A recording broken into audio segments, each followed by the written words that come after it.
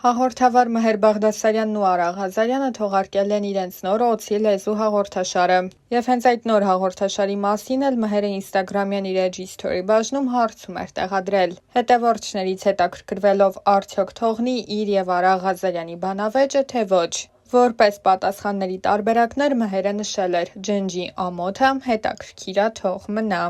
Զրույցի ժամանակ էլ Մհեր Բաղդասարյանը խոսել էր անձնական մի քանի թեմաների մասին ու արել մի շարք բացահայտումներ։ Անդրադառնալով հարցին արդյոք հիմա պատրաստ են տանիք կազմելու, Մհերը նշել էր. Հիմա ավելի հաճախ եմ մտածում այդ մասին, բայց հիմա ավելի պատրաստ չեմ, քան մի քանի տարի առաջ, որովհետև հիմա ավելի խելացի եմ նայում այդ ամենին։ Ես հասկանում եմ, որ անպայման ցանկացած դեպքում մարդ պիտի լույս աշխարհ բերի երեխա եւ գիտակցված ընտանիք կազմի։ Ես կարծում եմ, որ երեխան պետք է ծնվի սիրո արդյունքում եւ սիրող ընտանիքում, որպեսզի դու այդ երեխայի նկատմամբ մեղք գործած չլինես։ Ես հույս ունեմ ու որոշ դեպքում վստահ եմ, որ դա տեղի կունենա իմ կյանքում։ Ես դեռ ընդամենը 35-36 տարեկան եմ, մինչև 40 ինձ ժամանակ եմ տալիս։ Չեմ ուզում երեխաս գնա դպրոց, ես լինեմ լրիվ սպիտակ մազերով պապիկ։ Միայն սիրահարվածությունը, միայն այդ հեղեղուկ էմոցիան չի կարող ջրել այդ ծառը։ Առաջին հերթին պետք է լինի համատեղելիություն, հետո վստահություն մարդու նկատմամբ։ Անի Երանյանի հետ հարաբերությունների մասին պատմելիս էլ Մհերը նշել էր.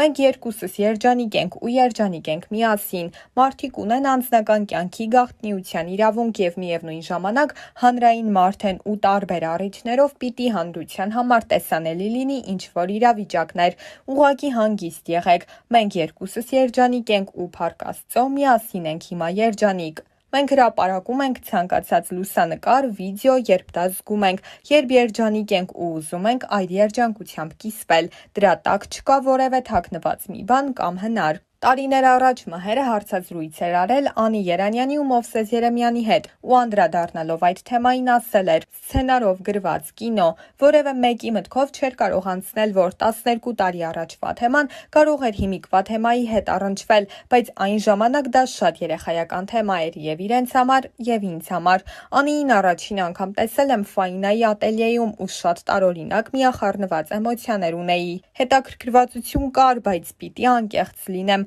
Այդ քիմիան առաջացել է պատահական ու ժամանակի ընթացքում։ Հիշեցնենք նաև, որ Մհերի ու Անիի սիրավեպի մասին լուրերը սկսվեցին իրենց ռեալիթի շոուից հետո, որի հիմքում նրանք դրել էին իրենց հարաբերությունները։ Ռեալիթի շոուի երկրորդ եթերաշրջանի առաջին էպիզոդում Անին համաձայնել էր հարաբերություններ սկսել Մհերի հետ։ Այդ շրջանում թվում էր ամեն բան լավ է, զույգն էլ իրար լավ է հասկանում։ Ինստագրամյան էջում էլ Անին ու Մհերը դարձան ամենասիրելի զույգերից մեկը, սակայն էպիզոդներից մեկում Մհերը խոստովանեց, որ Անիին խաբել է ու հանդիպել այլ աղջկա հետ։ Այս էպիզոդից հետո Անին դադար խնդրեց ու ամիսներ շարունակ էր, ինչ նոր էպիզոդ չկար։ Զույգն էլ համատեղ հրապարակումներ չեն անում։ Նրանց երկուսի հրապարակումները խիստ աշխատանքային էին։ Այդ շրջանում Մհերը հաճախ էր լինում Հայաստանում, այստեղ նկարահանելով իր տետ-ա-տետ հաղորդումը, դե իսկ Անին զբաղված էր նոր նախագծի նկարահանումներով։ Սակայն որոշ ժամանակ անց Մհերը կոտրել էր այս դադարը Անիի հետ համատեղ լուսանկարով կիսվելով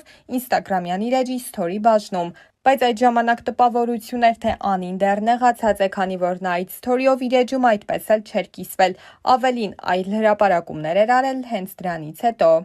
Ինստագրամյան իր էջում կազմակերպված հարց ու պատասխանների ժամանակ էլ նշել էր, որ իրենք շոուն ավարտին կհասցնեն եւ այն կրկին կվերսկսվի։ Ես ինձ գիտեմ հաղորդաշարի ընթացքում էլ Մհերը խոսելով Անի Երանյանի հետ հարաբերությունների մասին պատմել էր, որ չի խոսում նրա հետ եւ իրենք այլևս ընկերներ չեն։ Իդեպ հենց այդ հաղորդման ժամանակ լրագրողը եւս մի բացահայտում էր արել։ Որպես ամոթալի պատմություն Մհերը մի դեպք էր հիշել, երբ ինքը ընդամենը 23 տարեկանում Լոս Անջելեսի ակումբներից մեկում հանդիպել է աշխարհահռչակ դերասան Լեոնարդո Դի Կապրիոին եւ ցանկացել է լուսանկարվել նրա հետ։ Վերջինս էլ մերժել է, իսկ անվտանգության աշխատակիցները Մհերի խոսքով ոլորել են ձեռքերն ու դուրս հանել։ Սակայն արդեն հիմա զույգը չի խուսափում համատեղ հրապարակումներից ու նման հրապարակումներով հաճախ է ուրախացնում հետևորդներին։ Դրանցից մի քանիսն էլ ներկայացնում ենք ձեր ուշադրությանը։